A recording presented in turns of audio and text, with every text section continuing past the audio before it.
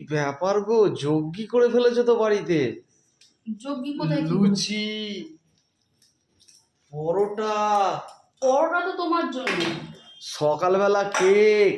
কি ব্যাপার গো আজকে? পরোটাটা তোমার জন্য। হ্যাঁ। তুমি তো লুচি খাবে না। হ্যাঁ। সেজন্য তোমার জন্য পরোটা আটার তৈরি, আর আমাদের জন্য লুচি। লুচির সঙ্গে কি চা? কেন চা?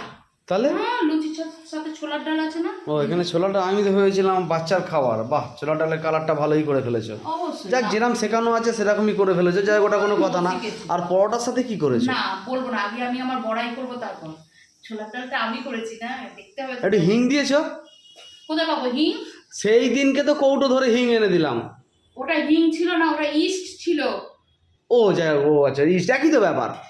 হিং আর ইস্ট একই ব্যাপার। এই জন্যই তো তুমি রান্না আমাকে শিখিয়েছো। এরকম যদি ভেপসে হয় তবে হয়ে গেল। এই ছোলার ডালে একটু কারি পাতা দিলে না? কিশমিশ দিয়েছি। বাড়াবাড়ি করে ফেলেছো তো। হ্যাঁ একদম। আচ্ছা, আর পরোটার সাথে কি করেছো? ছোলার ডাল। বাহ, ছেলেরা যেই বললো সঙ্গে সঙ্গে ছোলার ডাল হয়ে গেল। হ্যাঁ, নিজের ছেলে। আর আমার বেলা একটু আলুর তরকারি করে দেওয়া গেল না পরোটার সাথে? না, ওটা তো নিজের ছেলে, এটা তো শাশুড়ির ছেলে, ওই জন্য হবে না। ঠিক আছে, কারণ নিজের ছেলেকে দুঘা দিয়ে দেওয়া যাবে। আর এই ছেলেটা তো এমনই বদ ছেলে, দুঘাও তো দেওয়া যাবে না, অথচ বেশি কিছু বলাও যাবে না। ওই স্বামী পরমেশ্বর বলে মাথার উপর বসে থাকে তো, এ তো এই ছেলেটা তো দুঘা দেওয়া যাবে না। প্রয়োজনের বেশি কথা বলে ফেলছো না? আজকে বলেছি, আগা গোড়াই তো বলি। আগা গোড়াই তো বলি, আগা গোড়াই বলি। আর আগা গোড়ায় তুমি একটাই ডায়লগ দাও, প্রয়োজনের বেশি বলে ফেলছো না, তাও আমি বলি। কি হবে বলো? কিছু করার নেই। আর কোনো রাস্তা আছে? না তোমার আছে, না আমার আছে।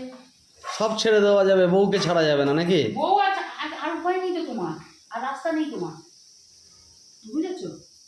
আর রাস্তা নেই তোমার। আচ্ছা, বেশি ভাও খেও না।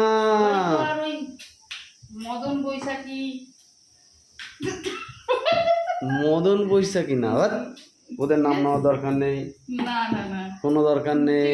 সবাই তো আর হয় না না, সেই জন্য তোমার। তা এখন কি একটু আলু কেটে দিলে আলুর তরকারি হবে? বাবা, যে আলু ছিলি তোমার, এইটুকুটুকু আলু, ওই তো তোমার ওই আলু আমি কাটতে পারবো না, যদি কেটে দাও তো করে দেবো। ঠিক আছে, কেটে দিচ্ছি, ঝপ করে একটুখানি কেটে দিচ্ছি। আমার বিরক্ত লাগে।